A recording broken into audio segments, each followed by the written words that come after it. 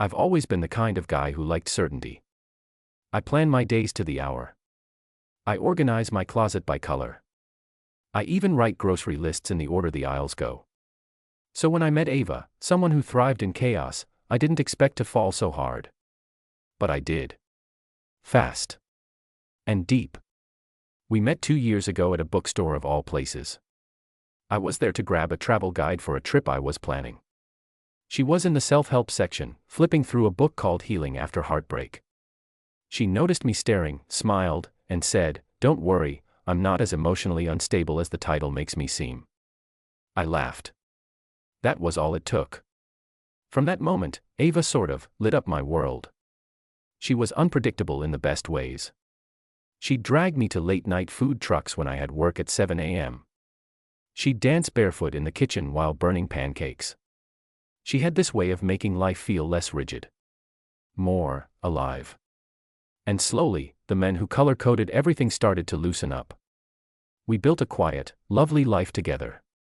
She moved into my place about 6 months in.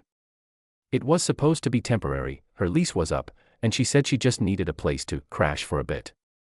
2 years later, she still hadn't left. Not that I wanted her to. Ava had a way of filling every space. My living room, my heart, even the fridge, which she never remembered to clean out. But I didn't care. She was my person. I think deep down, I'd known for a while that I wanted to marry her. But I waited. I told myself I needed more time. That I had to be sure. That love this strong needed to prove itself over time. But truthfully, I was scared. I've been in love before. Once. And it ended ugly, cheating, betrayal, the works. So when Ava came into my life, I kept my heart half closed, just in case. It wasn't until 3 weeks ago that I realized I didn't want to protect myself anymore. We were watching this dumb rom-com on the couch, she had her head in my lap, and out of nowhere, she looked up and said, "If we ever got married, would you want a big wedding or something small?" It hit me like a truck. Not the question, but the way she asked it. So casually, like it was just a matter of when and not if.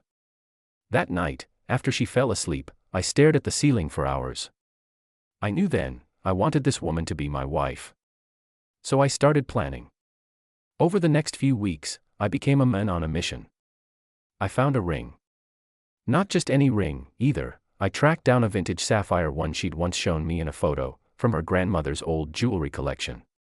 It took time and a ridiculous amount of money, but when I saw it in the velvet box, I knew, this was the one. Then came the restaurant. Ava loves small Italian places, the kind that don't take reservations and always smell like garlic and old wine. I picked the perfect one. Cozy, candlelit, and quiet. I called in a favor to get a table.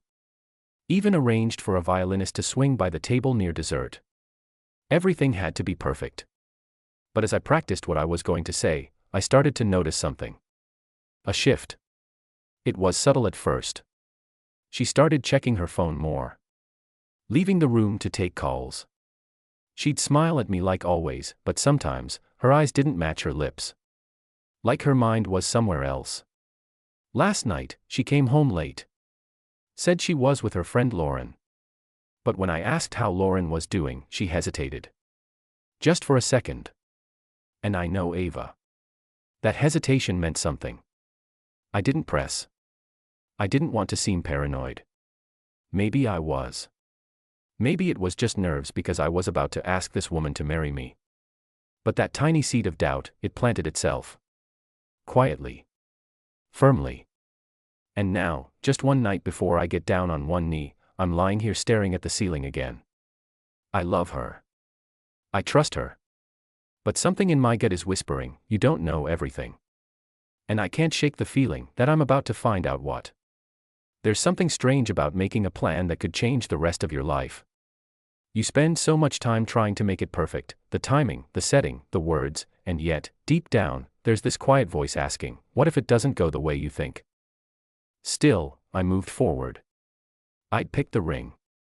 I'd chosen the restaurant. I'd rehearsed the words in my head until I could say them backward in my sleep. I even asked the owner if he could bring out a special dessert plate with, "Will you marry me?" written in chocolate. It was cheesy, sure. But Ava loved sweet, dramatic touches. She once cried when I brought her flowers for no reason.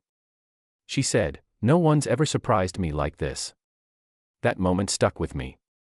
So this proposal, it had to be a surprise. But it also had to feel like us. Intimate. Genuine.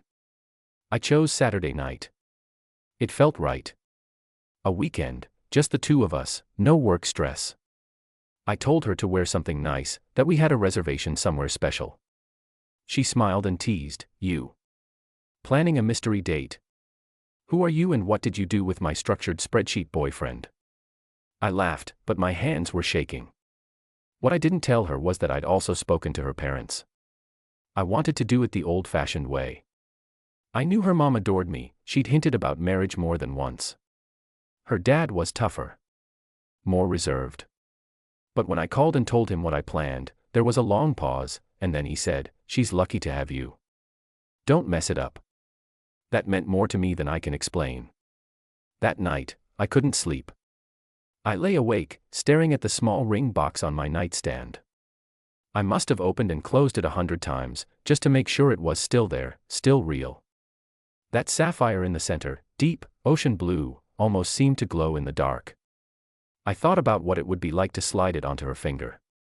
What it would feel like to call her my wife. I kept imagining her face, shocked, then laughing, maybe crying a little. I pictured the moment over and over, like a movie reel I could control. But in real life, you can't control anything. Saturday came.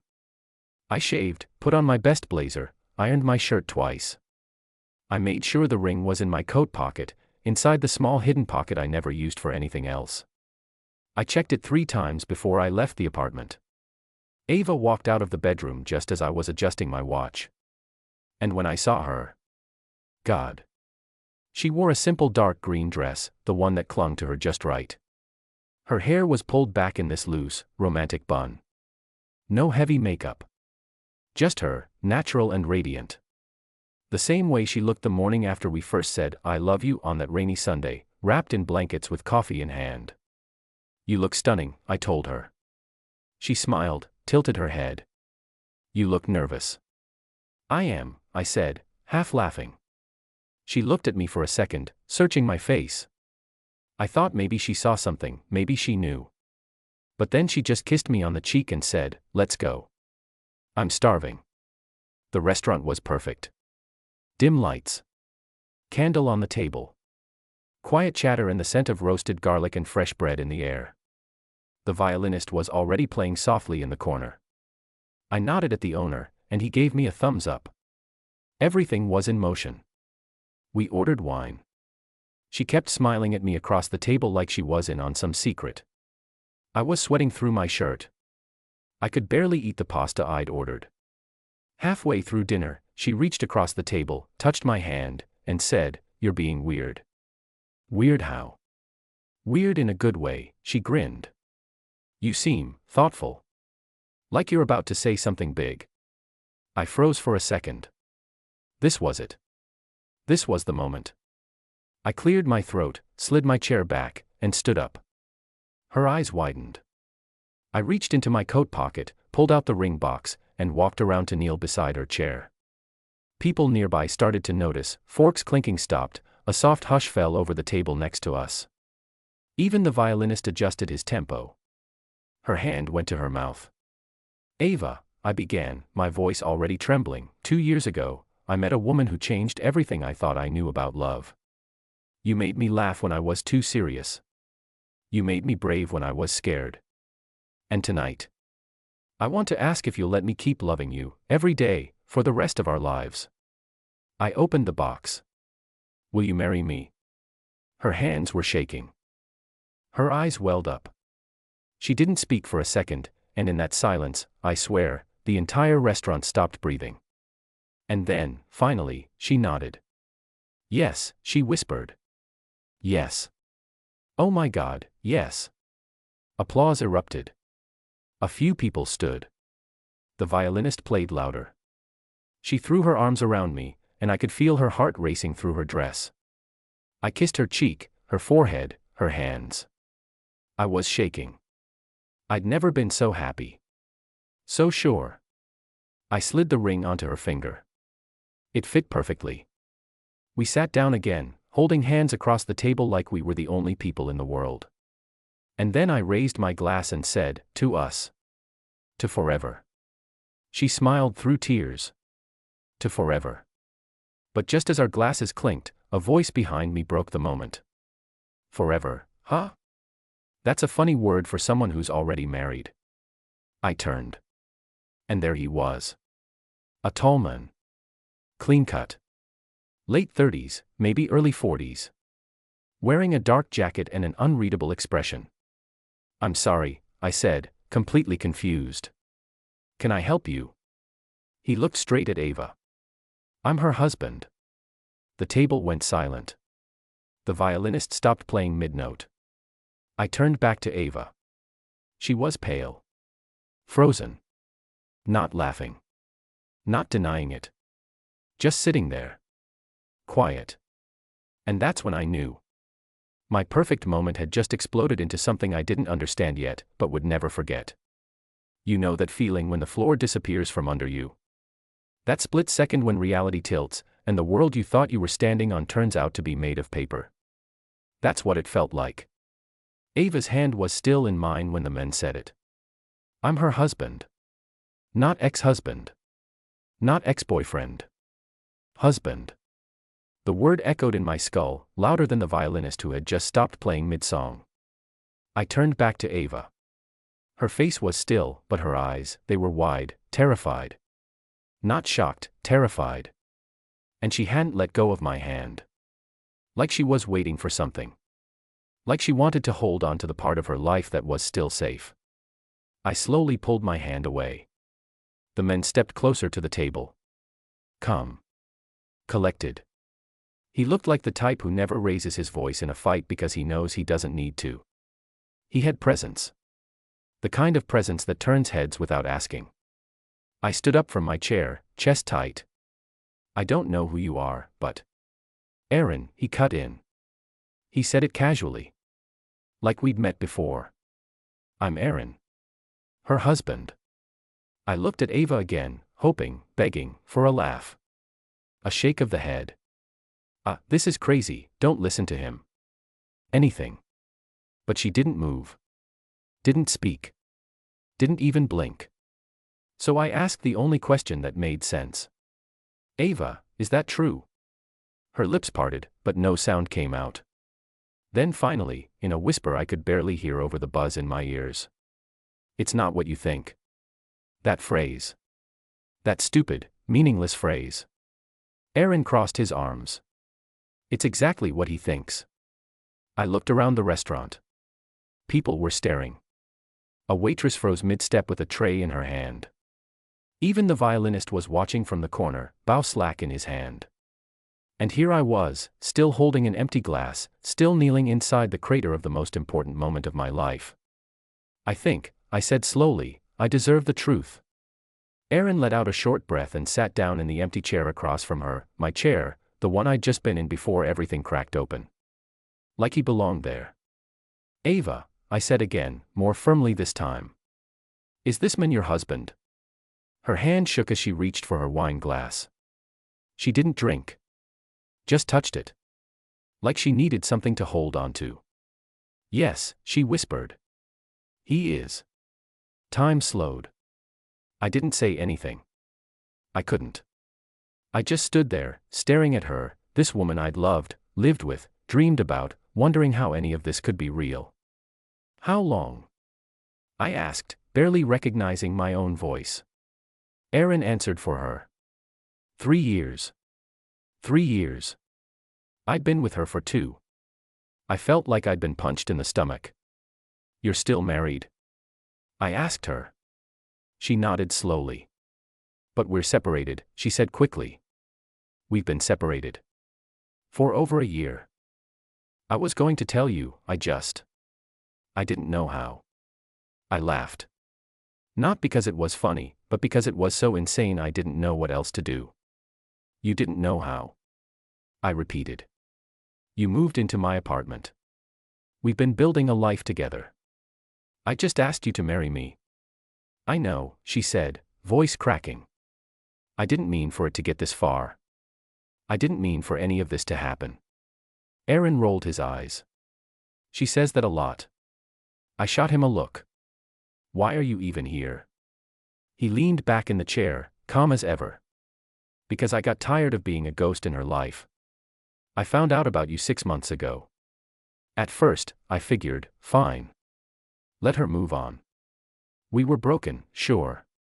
But then I realized she wasn't telling you the truth. And I figured you deserved to know before you made a huge mistake. I turned back to Ava. Is that true? He found out about me 6 months ago, and you still didn't say anything. She didn't answer. Were you planning to tell me at all? I asked. Yes, she said, almost desperate now. I just didn't know when. I thought, maybe after you proposed. Or before. I kept trying to find the right time, but every time I looked at you, I just lied, I said. Every time you looked at me, you lied. Her shoulders slumped like I'd physically hit her. But I wasn't done. Were you in love with me, Ava? Or was I just the next chapter you needed to distract yourself? She shook her head, tears now streaming down her cheeks. I am in love with you. I never meant to hurt you. I didn't plan this.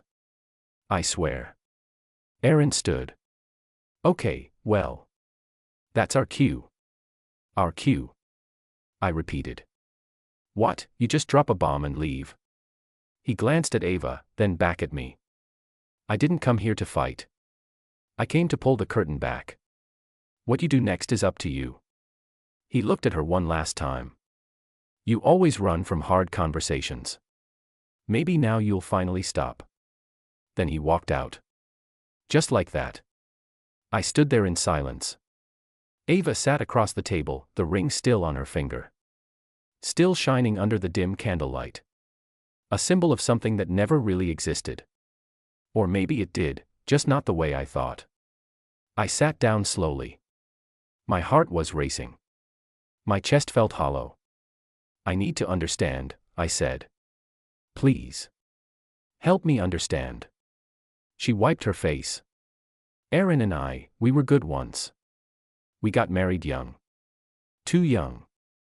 Everything started to fall apart a couple years ago. We separated, but we never filed the papers. We drifted, but we never finished. And then I met you. I listened. I wanted to scream, but I listened. I didn't think it would turn into anything. But it did. And it felt real. It was real. I was just afraid to lose what I had with you by telling you about what I used to have with him. But you didn't lose me because of the past, I said quietly. You lost me because you hid it. She nodded, breaking down now. I'm sorry, she whispered. I ruined everything. I looked at her. Really looked. And for the first time in 2 years, I didn't see my girlfriend. I saw a stranger. Someone I loved deeply, and never truly knew. I stood up again. Pulled the chair in. Took a breath. Then I looked at her one last time and said, you didn't ruin everything. You just showed me what was real. And then I left. Not angrily. Not dramatically. Just, done. Because sometimes, love isn't loud. Sometimes it dies quietly, at a candlelit table, with a ring that never should have been offered. I didn't go home that night. I walked the city for hours. Past bars and bus stops and the glowing neon signs of late-night diners. Past couples laughing. Past people who, in that moment, still believed the person they loved was exactly who they said they were. I envied them. At some point, I ended up on a park bench. The velvet ring box was still in my pocket. I pulled it out, opened it, and stared at the sapphire inside. For a second, I thought about tossing it into the river. But I didn't. Not because I wanted to keep it, but because I couldn't bring myself to waste something that had once felt like a symbol of forever. Around 2 a.m., my phone buzzed. Ava. 17 missed calls. 9 unread texts. The first one just said, please. I didn't answer.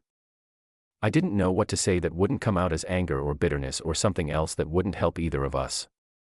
I wasn't ready to talk to her. But I did want answers. So I did something I never imagined I'd do. I called Aaron. I still had his number. He'd written it on the receipt from the restaurant, left it under my plate before he walked out. In case you want the full picture. I figured, what the hell? He picked up after 2 rings. Didn't think I'd hear from you, he said. I don't even know why I'm calling, I admitted. But I can't sleep. And I need to understand. There was a pause on the line. Then he said, meet me at the place on 9th and Carroll. The coffee spot. You'll know it when you see it. I hesitated. Then hung up.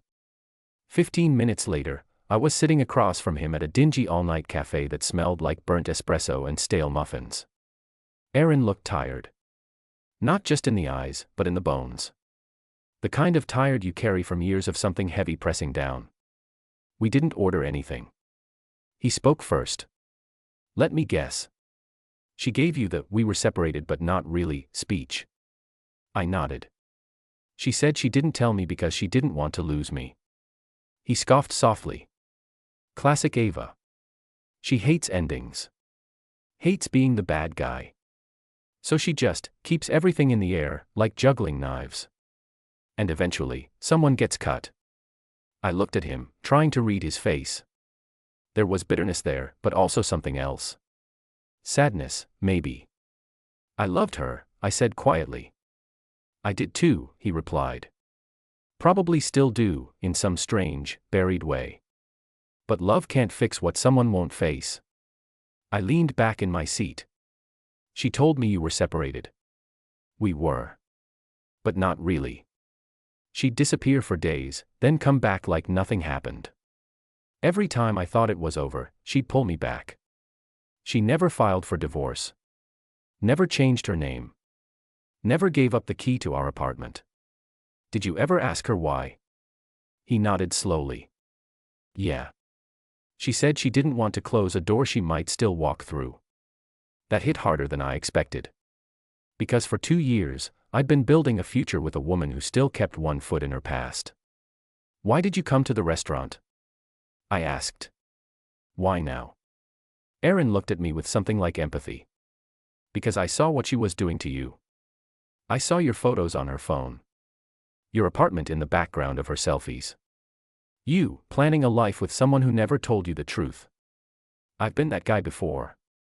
And I wouldn't wish that feeling on anyone. I didn't thank him. But I didn't curse him either. We sat in silence for a while. Then he stood up. For what it's worth, he said, you seem like a good man. Better than me. Maybe even better than she deserved. Then he left. And I was alone again. The next morning, I finally went home. The apartment was quiet when I walked in. The air smelled faintly like her shampoo, coconut and lavender. I hated that I noticed. She was sitting on the couch in her robe, legs pulled to her chest, the ring still on her finger. I stood in the doorway for a long time before I spoke. I talked to Erin. Her head snapped up. Eyes red. She hadn't slept. I figured, she said softly. I know everything now. Well, probably not everything. But enough. She nodded slowly, like she had nothing left to defend. I didn't mean for it to happen like this, she said. You've said that already. I know. She looked down at her hands. When we met, I felt something I hadn't felt in years. Peace. Joy. Like maybe I could start over. And when you loved me, it made me feel like I was worth loving again. My throat tightened. Then why lie? Because I didn't think you'd stay if you knew. I wouldn't have, I said honestly. Not because of the marriage. But because of the lie. She closed her eyes, swallowed hard. I was going to tell you. So many times. But I'd look at you, and I'd see this future, this safe, beautiful life, and I couldn't let it go. Not yet. And now? I asked. Are you still married? Or are you finally going to end it? She hesitated. Then whispered, I don't know. That was all I needed to hear. I nodded. Walked to the bedroom. Pulled out a duffel bag. Started packing. She didn't stop me. "Where will you go?" she asked. "I don't know," I replied, echoing her words. "But at least I'll be honest about it." When I zipped the bag shut and turned to leave, she stood. "Please," she said. "Don't hate me." I looked at her for a long time. "I don't hate you," I said. "I just can't believe I ever thought you were mine." And then I walked out. The days that followed were quiet. No drama. No screaming. Just silence. I moved in with a friend for a bit. Told work I needed time off. Stopped checking social media. Stopped answering unknown numbers. The ring stayed in my drawer. I didn't return it. I didn't pawn it. It just sat there, like a ghost of a promise that had never been real. Ava texted once, a few days later. "I'm sorry. I really did love you." I didn't reply. Because love without truth isn't really love. It's just another kind of lie. 2 months. That's how long it's been since the night everything fell apart. Since the proposal that turned into a confession. Since the dinner that ended with a stranger calling himself my fiancé's husband. Since I walked out of the apartment we used to share, and never looked back. You'd think by now the anger would have faded. That the pain would have dulled. But betrayal doesn't follow a schedule. Some mornings, I wake up and everything feels normal, until I see the empty side of the bed where she used to sleep. Other days, it all hits at once. The weight of what could have been. The lie I lived in. The love I thought was mine. But here's the truth I've come to accept. I didn't lose her. She was never mine to begin with. I spent the first few weeks trying to forget. Moving from my friend's spare room to a short-term rental. Trying to keep busy. I picked up a freelance project.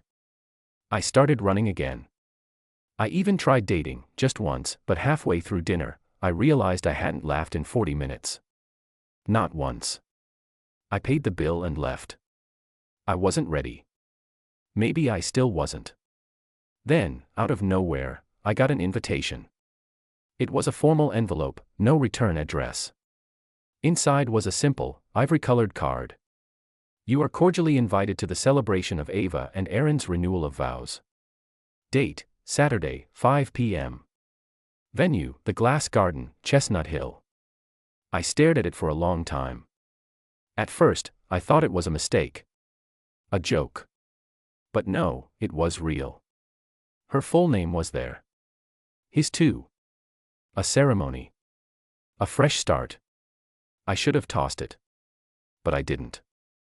I sat with it for hours. And then I made a decision I didn't expect. I was going to show up. Not out of bitterness. Not to cause a scene. Not even to stop the wedding. I was going to get closure.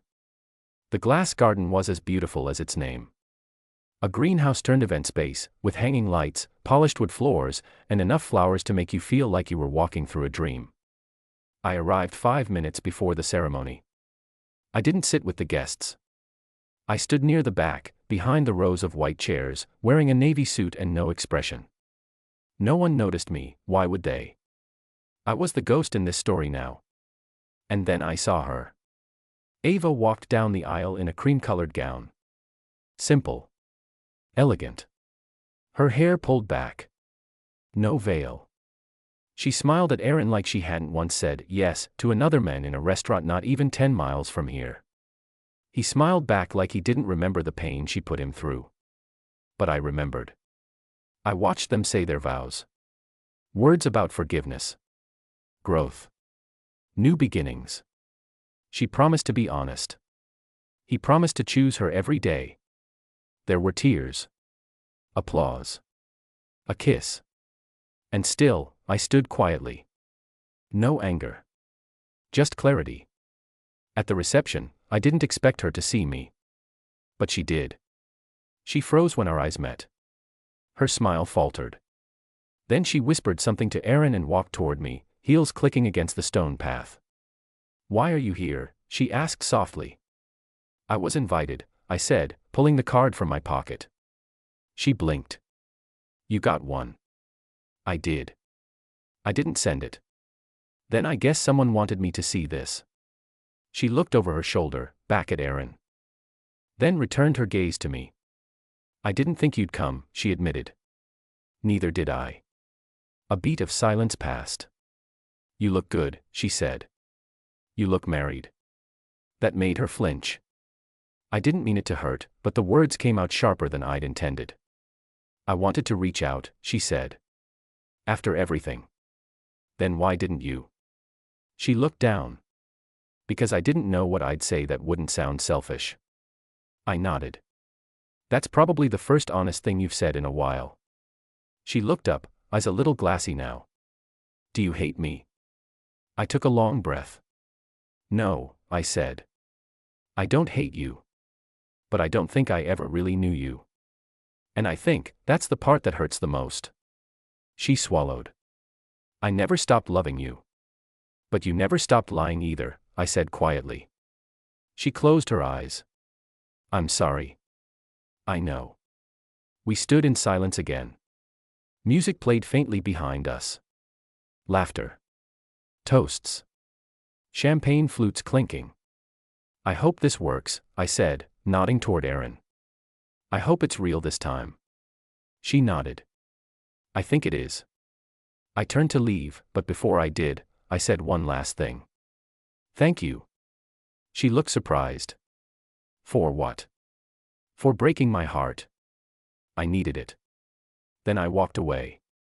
That night, I didn't cry. I didn't replay old memories. I didn't reach for my phone or check her social media. I sat on the balcony of my new place, drank a beer, and listened to the hum of the city. And I realized something. She didn't ruin me. She revealed me. She showed me how much I'm capable of giving. How deeply I can love. How hard I'll fight for someone I believe in. And how much more I deserve than someone who hides the truth behind beautiful eyes and clever words. I thought I wanted revenge. I don't. I want peace. And I think, for the first time since all this began, I finally have it. A few days later, I met someone. At a bookstore, of all places. Not everything has to be poetic, but life is funny that way. She asked if I'd read a certain author. I hadn't. We started talking. Then laughing. Then walked out with coffee and a stack of books we promised to swap when we finished. I don't know where it'll go. But she asked me something as we stood at the corner waiting for a crosswalk light to change. She said, "Have you ever been in love before?" And I smiled. Once. It didn't end well. But it taught me everything I needed to know for next time.